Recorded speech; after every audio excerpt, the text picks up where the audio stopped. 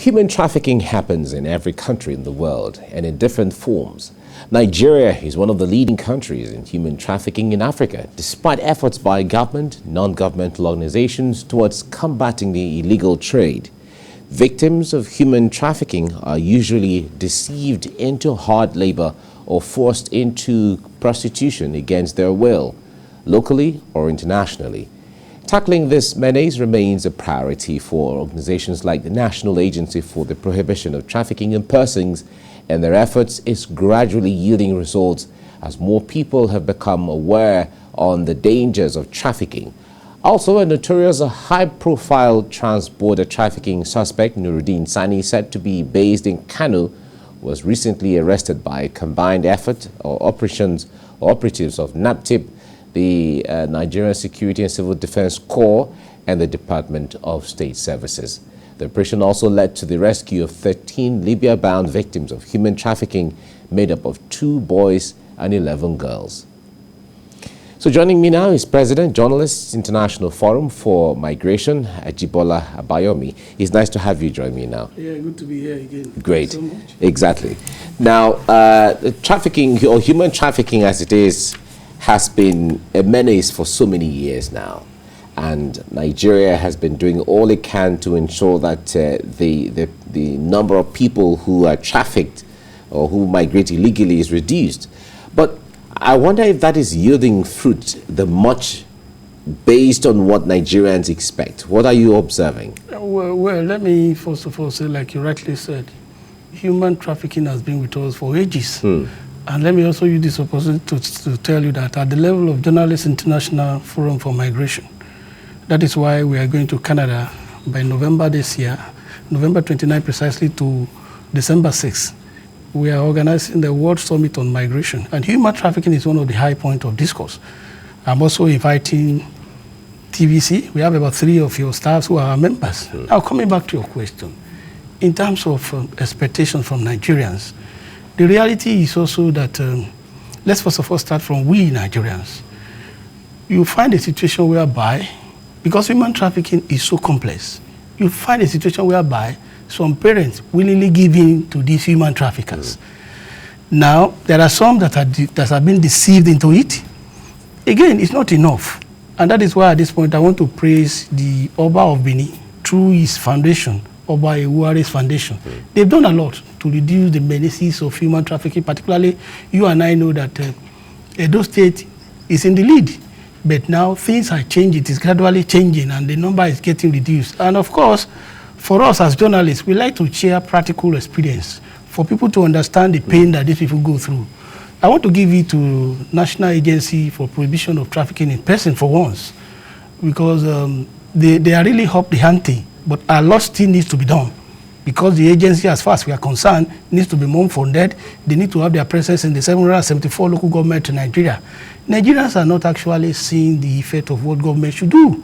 That is the reality. Like I was trying to tell you, I'm giving you a practical experience. We heard of a story of a lady who is less than 20 years, was taken to Ghana at a prostitution camp about some few months ago. When we got the information, because we also have to give protection to the victims, we had to do a kind of undercover petition to NAPTIP, to Nigerian ambassador in Ghana, to the Ghana Immigration Service. But I speak with you today, I'm happy that through the effort of NAPTIP and our International Organization for Migration, that lady is back.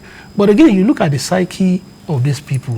When they go through all this, is government also learning from this in terms of putting up several preventive measures?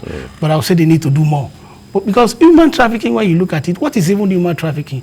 There are people who traffic people for the purpose of exploiting them, either for sexual, for slavery, and some other things. You see, I wouldn't wish my enemy to go through that, because it involves a lot of gimmick. And that's why I'm saying to the youth on this platform, thanks to TVC, that don't be carried away when you see people who came with stories that there are gold lining everywhere in the US and abroad. Everywhere in the world, you have to work for it. You can imagine less than 14-year-old girl taken to Mali and is being slept with for more than 30 times in a day. I was in Edo some few days ago, I had interaction with the police.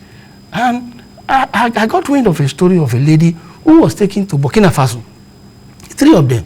They are about 13, 14. They are indigents of Edo. Now, these ladies, because of, the trauma, imagine up to 15, 20 men were sleeping with them in a day. They had to escape from the so-called madam that took them there. And they got back to Nigeria, really. And you will be shocked that the person that facilitated their being trafficked to this country now said, okay, he was at the point of taking them back because he demanded a lot of money from them and they were not able to meet up. This lady were told, these young kids were told that they were going to be giving jobs there, and they went. To cut the long story short, somewhere along the police checkpoint in Edo State, these young kids, they play along. One of them just bait them that, okay, she needed to ease herself, and thereby alerting the security agencies. That's how they were arrested. As I speak with you now, they are with the Edo State Police. So for us to get rid of this, government must also think like our position. The position of GFORM in this year anti-human trafficking day is that let our government be so passionate about giving, number one, social security to the youth. Most of what is causing this has its root in poverty, but of course ignorance. When you are not enlightened, when you feel you just have to make it at all costs. No, life is in stages. When a child is giving birth to, you first of all learn how to crawl before you walk and you run. All right. Now, we understand from the reports that transborder anti-human trafficker alleged Nuruddin Sani has been arrested. How will his arrest impact the fight against human trafficking? How would it enhance it? You just mentioned one person out of thousands of them. Well, to a large extent, from what he was doing before now, we can actually say, okay, we have some impact. But then there are so many of them in our community.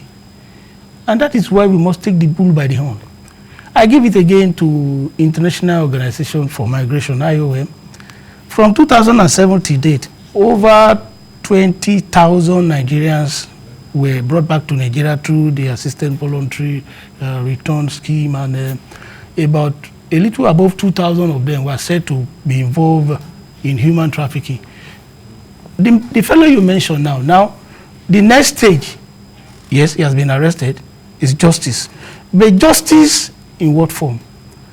It should be justice to the victim and justice to everybody. This is what I mean. In some cases, we have issues of security agencies who have colluded with these people. Those who have been trafficked again, they fall victim of the law. They were on the wrong side of the law. Just because somebody escaped from the bondage where he was kept, they have their connection even with some security agencies. When they get hold of these people, they tell sorts of lies that they stole this, they stole that. But again, like I said, one thing should be paramount to us as journalists. We must join the crusade of the awareness. Thank God, people are beginning to get more and more enlightened, but it's not just enough, like I said. What about the support for the victims? Yes, I subscribe to the theme of the United Nations this year that we must ensure that the voices of the victim leads. That is a call to duty for us as journalists. All right. If you go to Edo State now, like you said, Edo State has been one of the states with the highest number of... followed by Delta. Exactly, trafficked victims. Yes. And in the past, we have heard of the state governments putting up, working with the IOM, creating templates for rehabilitation of those persons who return home and all of that. But how much of that is yielding when it comes to awareness creation and sustaining the people who come back and then for them to be reintegrated into the society? How much of that is working? This is where I said government is failing. I am deliberately using that word so that maybe it will also impart on them to do more. IOM will not be here forever. IOM will ensure that these victims were brought back, were rehabilitated, and they will be given, I think the last I heard was that they were giving about 600,000 naira each after they must have been trained in one form of trade or the other. Yes, let me come back to the issue of Edo State. We must give it a little to the governor of Edo State. He has done a lot. I was at, in 2010, I was at the conference of the CG of Nigeria Immigration Service, that's the Controller General in Edo. He was saying that they've done a lot. They've been able to bring back some of the victims and ensure that they were rehabilitated in one form or the other, and they were also encouraged to take up one trade or the other. And as I speak with you now, he said there was a company in they were into all sorts of, vocational jobs. That some of them now sew bags, they did this, they do that. It's enough. But one of the salient points I took away from that conference was that if we are thinking the human trafficker thing is an Edo thing, we are making a mistake. They are leaving Edo State now, they are going to other states. So it is here for us. Yes, if we look at what Edo State government has done by being the first state to set up the anti-human trafficking task force in Nigeria, which the National Agency for Prohibition of Trafficking in Persons in Nigeria has gone around many states in Nigeria to also set up those agencies. We can see the seriousness for the part of the government. But I am saying, for Nigerians to ensure that we effectively meet our target of reducing human trafficking, we are canvassing that the NAPTIP should be a uniform agency. We are also saying NAPTIP should be present at the 774 local governments in Nigeria. As I speak to you now, NAPTIP only have regional offices. And the reality is that they need more hands. And also, government should also ensure that whatever is budgeted for NAPTIP, they actually give it to them. Because NAPTIP is not getting what they should get. That's the truth. Again, what about the leadership structure of NAPTIP? I want to see a situation whereby they grow along the hierarchy, not that you just bring in one politician today, in the next 6 months, you remove it. So, but I am saying that we should not look at it as if this is an Edo affair or Delta affair. Those that are being trafficked are our people. And that's why I'm saying we also need to also learn how to report human trafficking professionally. We are inviting you to our conference, like I said. We want you to be part of it. Media is very crucial to this. The government should support media the more. Because whatever you are doing in the corner, if you don't have media to amplify, to report, to enlighten the public, you are only working for yourself. If we have to pinpoint some of the push factors that are still making young people to want to or become so eager to want to leave and migrate and all of that, what would those things be? They are basic needs of life. One, they want to be empowered. That is job. Two, they also have aspirations to meet. And that is why we need to reset our economy to ensure that the rate at which poverty is being widened is reduced. For all you care to know, I think this economy is not too good for us, and I believe we can do it. The youth want access to education. Are they getting it? They want access to Medicare. Are they getting it? We have a government now who is improving electricity, so to say. But the tariff is outside this world. It's out of this world. So those are some of the push factors that are pushing them. If these needs are met, poverty will be reduced. The issue of individuals trying to get rich, that is quick mania, is a syndrome in the society, which is also beholds on individual family, individual household to take care of. You also find a situation whereby the law enforcing agents sometimes, when they got wind of these human traffickers and they are prosecuting them, because some of them, the parents are involved, they are pastors, they are imam, and people they trust, they will prevail on the lady and they withdraw the case. Sometimes it is somehow very disturbing. All right, we have to leave it here for now, but this conversation will have to continue so we can look at other sides and also use it to create awareness as we talk about this. But we thank you very much, Ajibola Bayomi, for your effort in all of this over the years. We must thank you. Since 2018, we have been on this. I'm saying you have to be in Canada. All right, thank you very much. We look forward to all of that as we get along.